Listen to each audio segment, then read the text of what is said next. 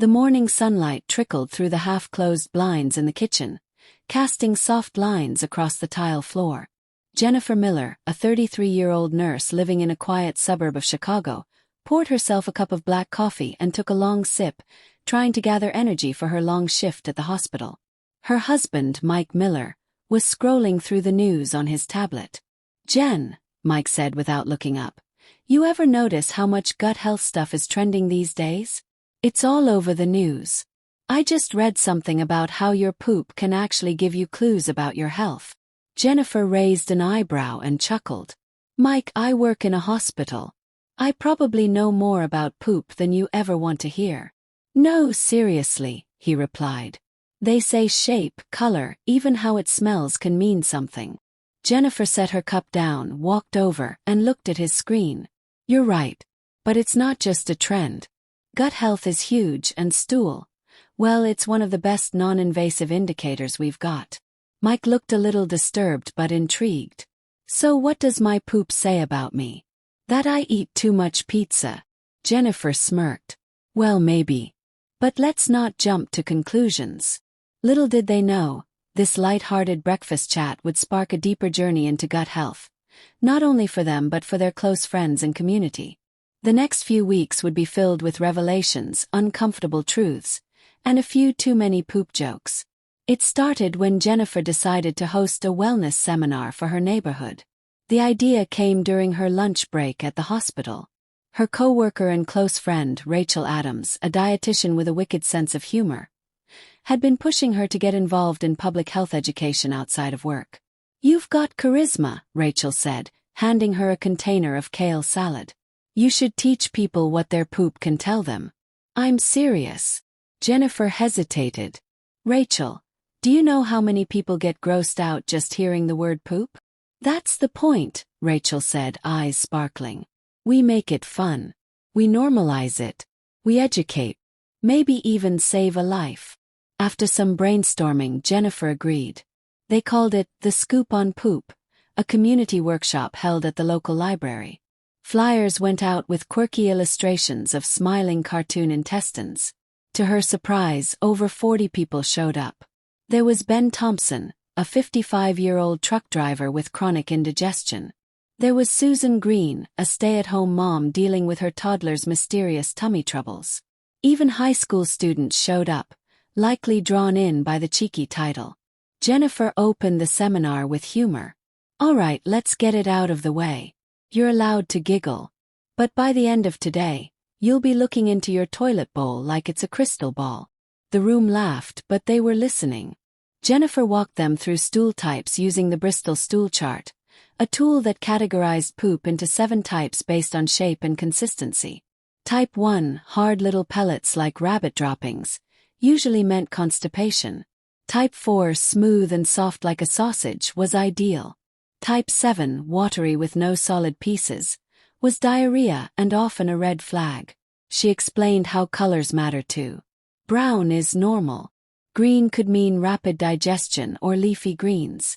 Yellow might mean malabsorption. Red or black. Don't ignore it, get checked. People ask questions, sometimes shyly. Ben raised his hand. "If it floats, is that bad?" Rachel jumped in. "Great question. Floating stool could mean excess gas, but if it's oily or smells foul, it could be fat malabsorption, something to talk to your doctor about." After the seminar, Susan approached Jennifer privately. "I've noticed my little girl's poop is often pale. Should I be worried?" Jennifer's tone softened. Pale stool in kids can indicate liver issues, like bile duct obstruction. It might be nothing, but definitely see your pediatrician. That night, Jennifer and Mike lay in bed, amazed at how well the event went. "You were amazing," Mike said. "You know, I actually looked at my poop this morning. Type 3, I think. Should I be proud?"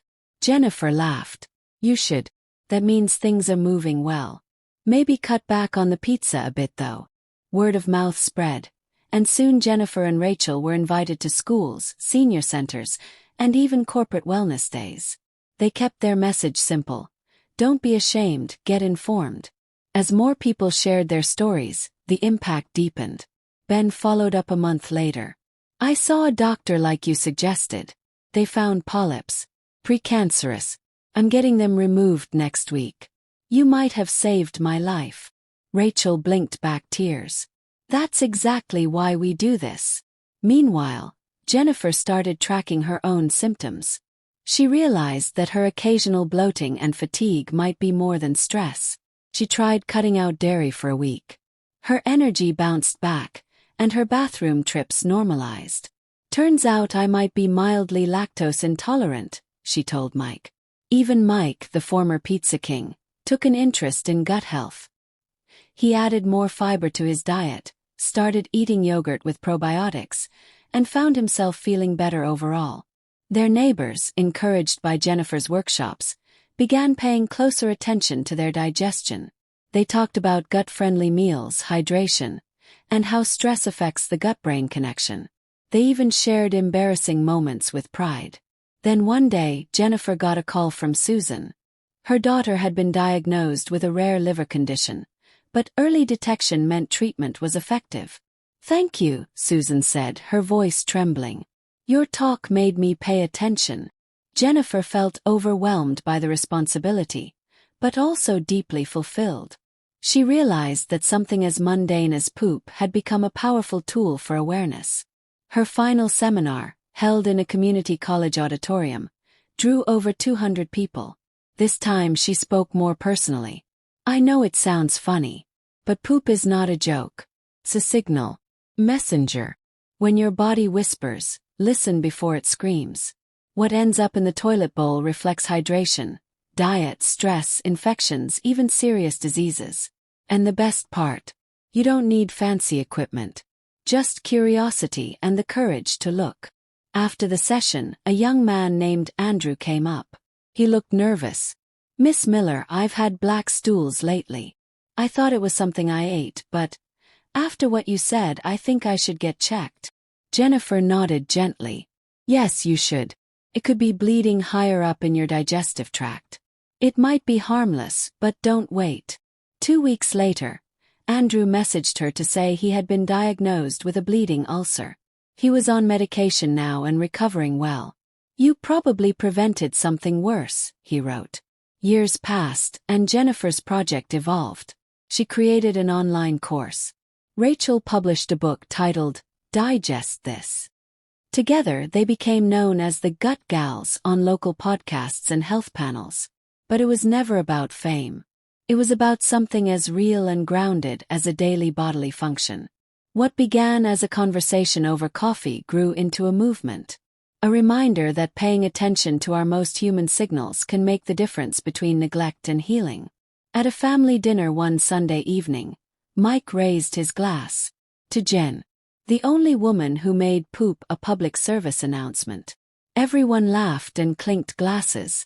Jennifer smiled, thinking of all the lives quietly impacted. Sometimes change doesn't come with siren.